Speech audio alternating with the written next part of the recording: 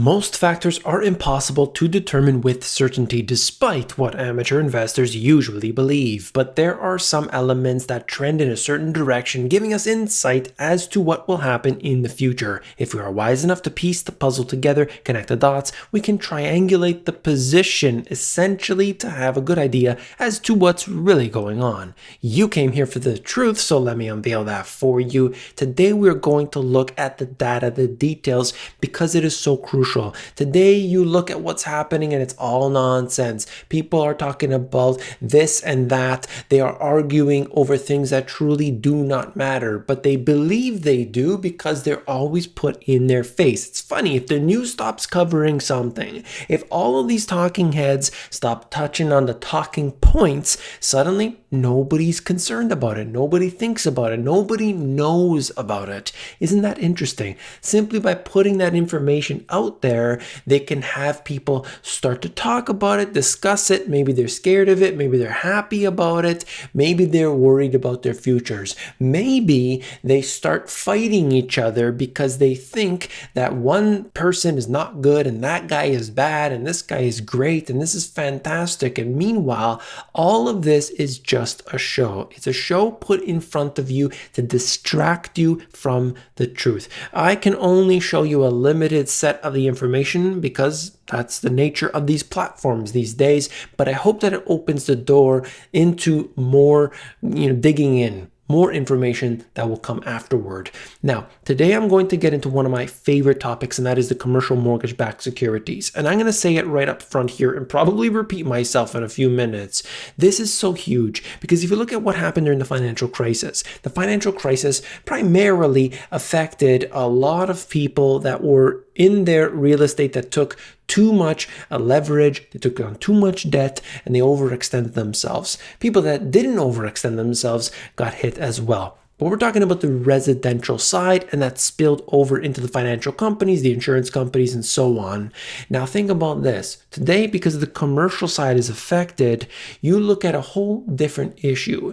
With residential, people eventually need to be in these places. Maybe they own too much real estate, maybe there were too many empty homes, but eventually those homes would get filled up. This is residential real estate. Someone's got to live somewhere. But on the commercial side, there is way too much commercial real estate, and we have seen that these companies don't want to rent out as much, don't want to lease as much, and don't want to buy as much. And at the same time, retail, with more of these different companies going to an online version of their former self, you've got a big problem that will affect this debt, and I'm going to keep hammering it home as often as I possibly can. That's enough ranting. Let's get into it.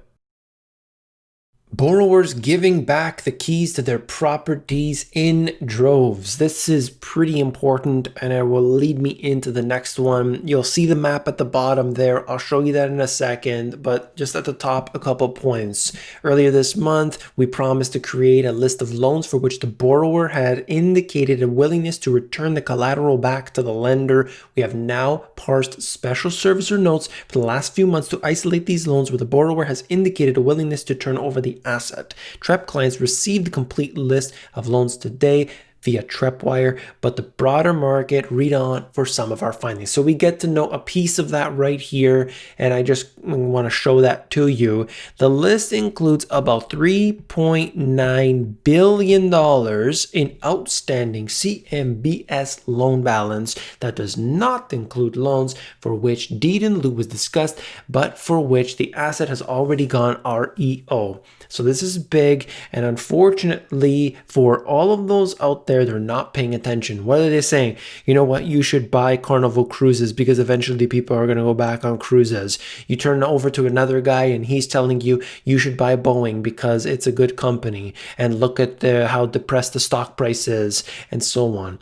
All of that information is something that is truly, truly missing the big picture. It's missing the point. This is so huge, so critical, and I don't care how many people start to criticize me about this and that. I really don't. It's so huge. It's so important. Look, if I put my mouse over here, I'm going to see all of these, the different explanations, and basically it just shows you lodging, New Jersey, CMBS balance, 624 million. If I move it over a bit, you're going to see this one, lodging in Georgia, CMBS balance, it's 204 million. You just go around and you see all the different examples. This is the biggest thing right now, retail as well as all the different commercial real estate. Really, as I explained just a moment ago, think about how big this is and how widespread this problem is. Sure, certain areas going to get hit harder than others, but the financial companies are all intertwined. The financial companies are the ones that have the big office towers, and how I explain this all the time. But then you go into Europe,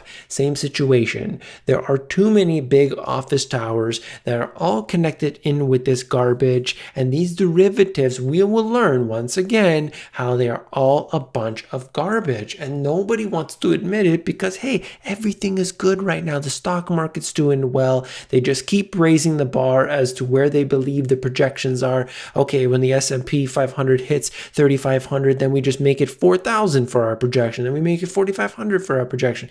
They don't know what the hell's going on because they are willing to simply just turn away, just don't worry, put the blinders on, and meanwhile, this stuff is rotting in our faces.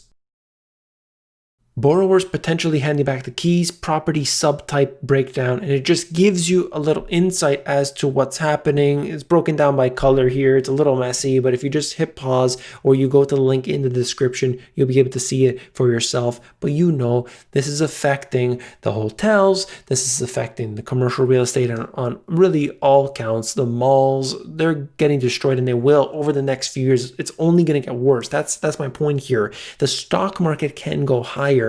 That's an absolute fact. You've got really low interest rates. You've got money printing that's taking place at record levels. But this right here cannot be avoided.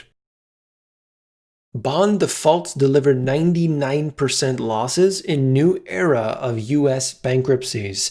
This is a big problem, of course, and then I know the average investor would simply look at this and say, okay, bonds are bad, I'm buying stocks. But there's a lot more to it than simply that. We have to understand what this means for the financial system as a whole. Market prices, derivative auctions imply debt may be worthless. That's coming directly out of Bloomberg, okay? I agree with that debt is worthless if you take it like that, but there's certainly much more going on here. High borrowings, weak protections leading to low recoveries. There's more over in the next article, but essentially just want to show you that what has happened previously in history is certainly set to change.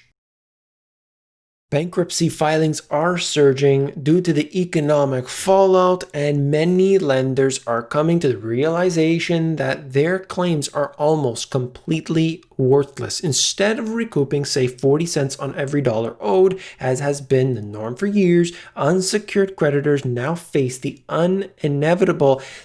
inviable prospect of walking away with just pennies, if that. While few could have foreseen the toll on the economy, the depth of investors' pain from corporate distress was all too predictable. Desperate to generate higher returns during the decade of rock bottom interest rates, money managers bargained away legal protections, accepted ever widening loopholes, and turned a blind eye to questionable earnings projections. How many times do we have to see this? During the financial crisis, what did they do? What did they do throughout that period? How truly shocking it was. The SEC didn't care. None of them cared. All the rating agencies, bunch of garbage. They're doing the exact same thing today, and they're only touching on a small part here. Last point, corporations, for their part, took full advantage and gorged on astronomical amounts of debt that many now cannot repay or refinance. And ultimately, that means an unraveling of the system. In September, long-term unemployment, or those that have been out of work for 27 weeks or more, jumped to 2.4 million, highest thus far throughout this period during the recession. Nearly 800,000 out-of-work Americans moved into the long-term unemployed category from August to September, the largest month-over-month increase ever. At the same time, the number of Americans out of work for 15 weeks to 26 weeks was nearly 5 million in September. So we know what's happening here. You could see it at the bottom. This is going to be a problem going forward, and we still haven't even factored in the amount of people that are furloughed. This is a serious hit to the economy, and what are they waiting for?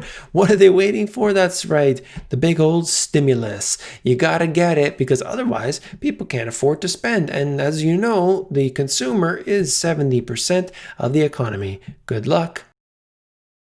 Here in this article, we're talking about Schiller and what he has come up with, the findings that he has today, and what that really means for the future of the markets. His crash confidence index is sounding the alarm bells. Schiller said that he asks investors this question: what do you think is the probability of a catastrophic stock market crash in the US like that of 1929, 1987 in the next 6 months, including the case that a crash occurred in the other countries and spreads to the US. He said the bearish answers to that question registered one of the lowest readings in confidence he's ever seen.